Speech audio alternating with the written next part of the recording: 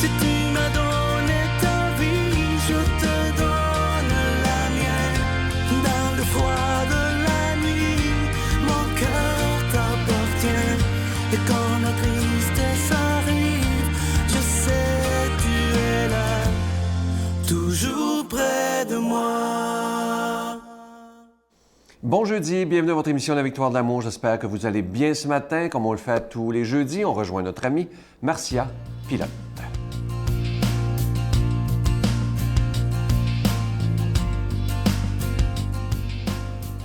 Je vous souhaite un bon début de journée, bon jeudi.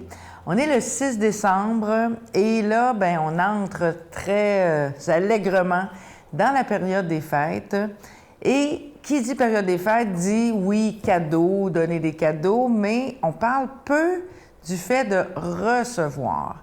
Moi, j'ai eu à réfléchir à cette question-là parce que je trouvais que les gens ne savent pas recevoir. On ne sait pas recevoir de compliments, on ne sait pas recevoir de cadeaux, on se justifie. Et j'ai écrit un texte à ce sujet-là dans mon livre 365 Rendez-vous avec Marcia, puis j'ai envie de vous le lire pour que vous puissiez ouvrir la porte de cette réflexion-là.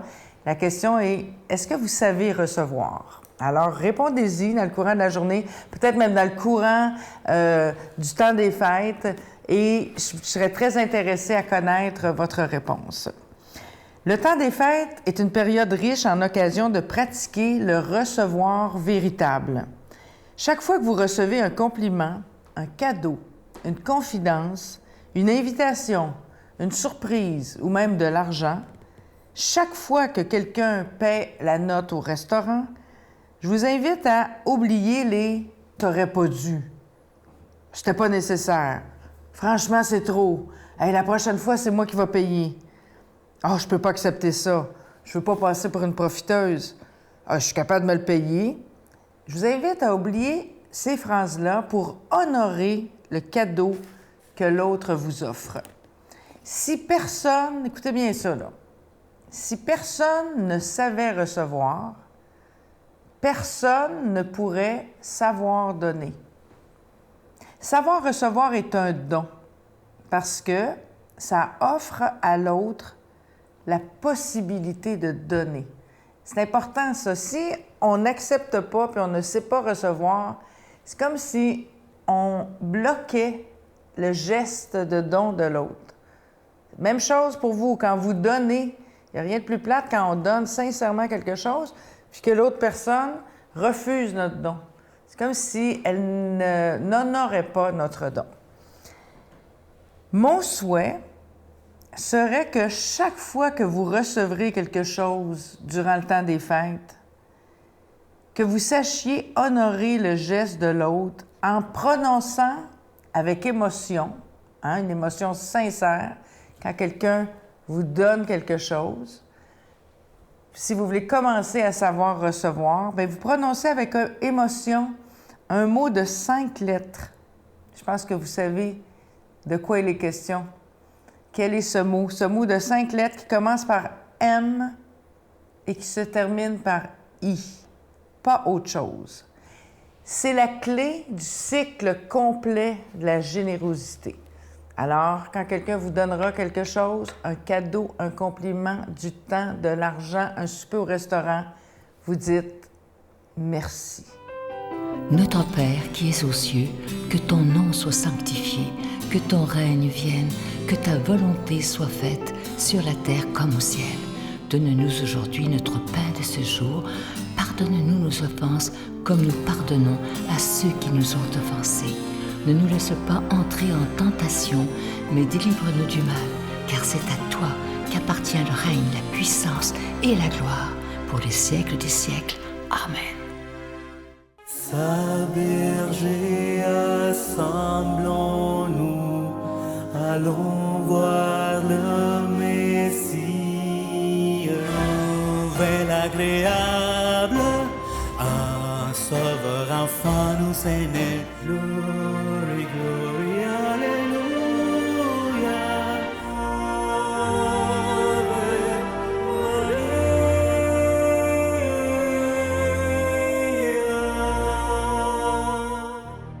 Victoire de l'amour présente Marie, mon secret, icône de la beauté divine. Avec le Père Michel-Marie plongé dans cette véritable retraite spirituelle de plus de 6 heures sur Marie, Mère de Dieu. Et apprenez comment il peut naturellement nous guider vers son Fils. À partir de 49,99, obtenez-le en ligne sur lavictoiredelamour.org en format DVD au 514-523-4433 ou le 1-888-811-92-91. Laissez enfin Marie vous combler de sa grâce.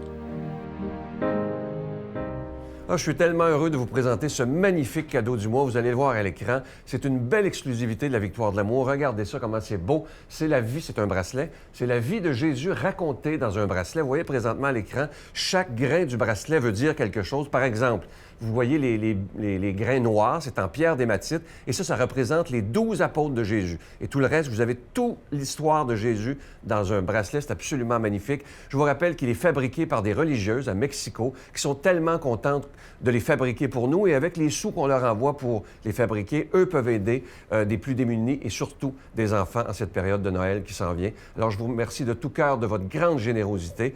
Et évidemment, il y a toujours l'ange de Noël qui est disponible. Vous pouvez commander les deux, évidemment. Avec un don de 25 $, vous recevez un cadeau. Avec un don de 40 $, vous en recevez deux. Et vous recevrez aussi un reçu pour fin d'impôt. Je vous donne l'adresse. La Victoire de l'amour, casier postal 120, succursale Boucherville à Boucherville, le J4B 5E6, je vous la redonne. La Victoire de l'amour, casier postal 120, succursale Boucherville à Boucherville, le J4B 5E6. Également par téléphone, par carte de crédit du lundi au vendredi de 8h30 à 16h30 dans le 514-523-4433, 523-4433 ou sans frais le 1-888-811-9291, 1-888-811-9291 et aussi sur notre site Internet.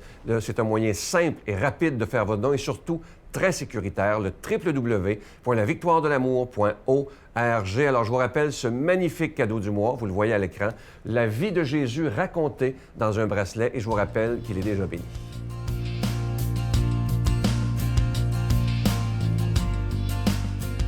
Mon Dieu, donnez-moi la sérénité d'accepter les choses que je ne peux changer, le courage de changer les choses que je peux et la sagesse d'en connaître la différence. Amen. Aujourd'hui, la parole de Dieu est proclamée par quelqu'un qu'on apprécie beaucoup, l'abbé Éloi Giard.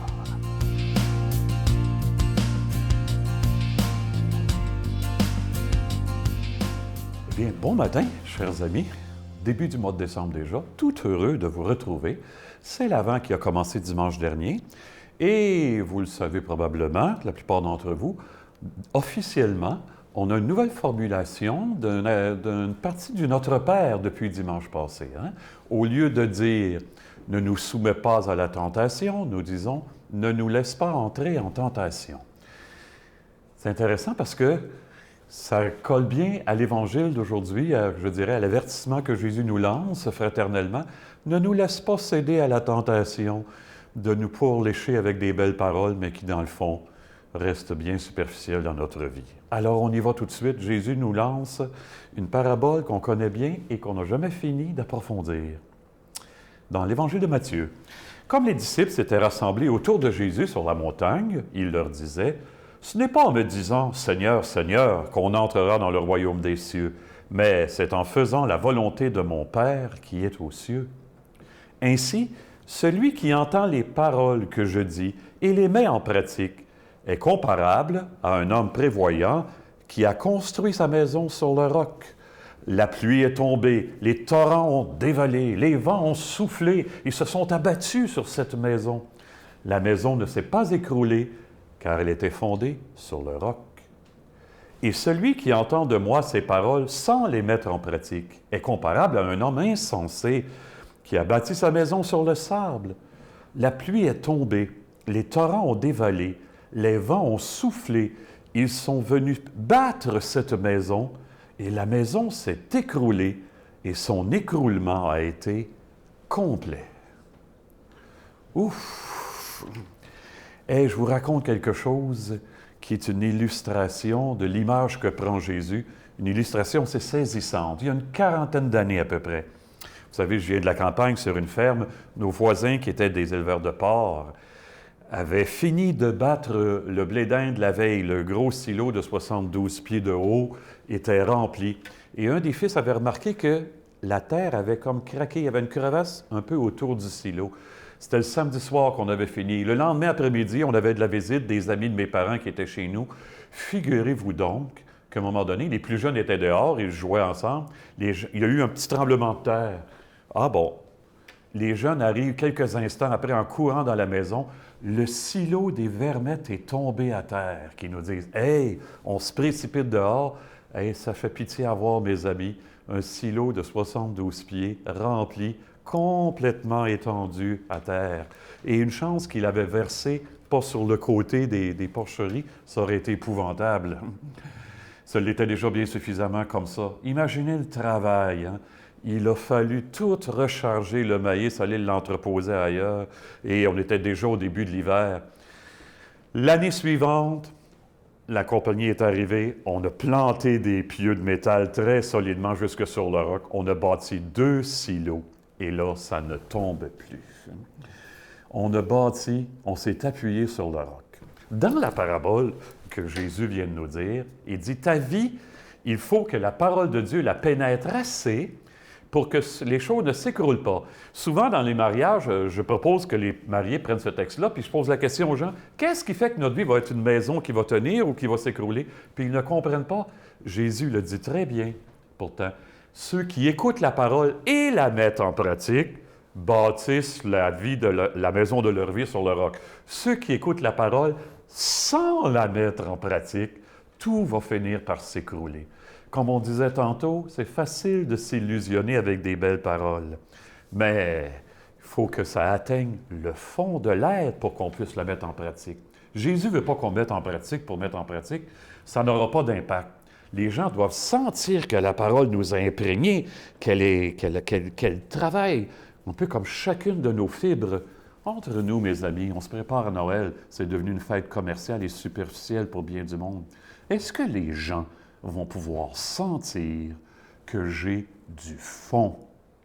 Est-ce que les gens vont pouvoir sentir que je suis travaillé dans tout mon être par une parole qui vient chercher le meilleur de moi-même pour l'accomplir? J'écoute actuellement dans ma voiture un CD d'un maître spirituel sur la méditation. Il dit très bien en commençant, tu auras beau lire les meilleurs livres, assister les meilleures conférences, écouter les meilleurs CD. Si tu ne mets pas en pratique, si tu ne pratiques pas, ça ne sert à rien.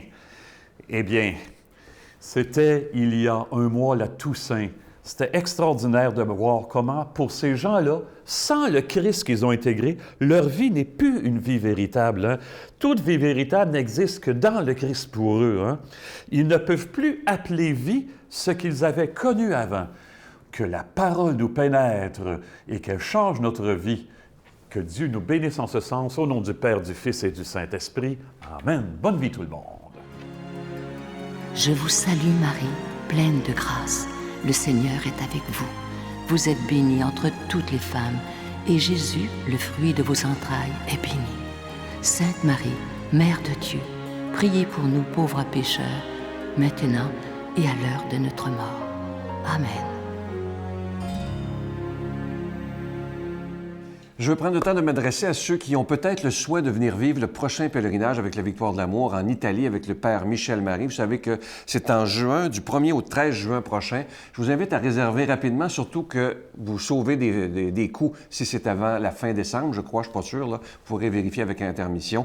Et ceux qui seront là, il y aura Miguel, je serai là, et évidemment notre amie Brigitte Bédard. Et on a ce privilège d'avoir avec nous le Père Michel Marie. Il est occupé comme ça se peut pas, mais il va prendre toutes ces journées pour être avec nous avec des enseignements tous les jours. Et il y aura aussi une audience avec le bon pape François le mercredi, l'audience générale. Vous voyez le numéro de téléphone de l'agence Intermission. Bye bye. Moi, je me rêvais infirmière. Pendant longtemps, j'ai voulu être infirmière parce que je voulais soigner les gens, les voir aller mieux. Et je me suis aperçue, pour plein de raisons, que c'était pas ma vocation, c'était pas mon chemin de vie.